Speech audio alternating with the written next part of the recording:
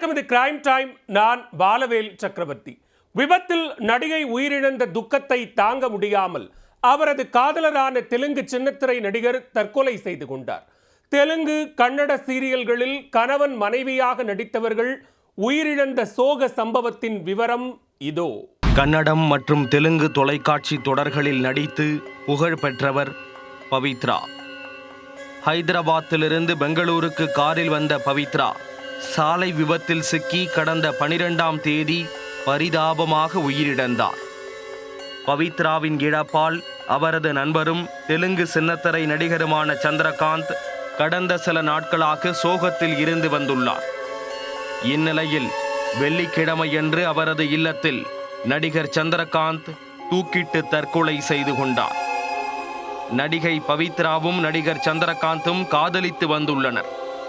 பவித்ராவுக்கு ஏற்கனவே திருமணமாகி குழந்தைகள் இருக்கும் நிலையில் அவர் கணவரை பிரிந்து வசித்து வந்தார். சந்திரகாந்தும் திருமணமாகி விவாகரத்து பெற்றவர் என்பதால் இருவரும் பழகி வந்தனர். நிஜமாகவே காதல் மலர்ந்துள்ளது. அதைத் தொடர்ந்து இருவரும் ஒன்றாகவே வாழ்ந்து வந்த நிலையில் விரைவில் திருமணமும் செய்து கொள்ள இருந்தனர். இந்த நிலையில் விபத்தில் பவித்ரா உயிரிழக்க அந்த சோகத்தை தாங்க முடியாமல் சந்திரகாந்தும் தூக்கிட்டு தற்கொலை செய்து கொண்டார்.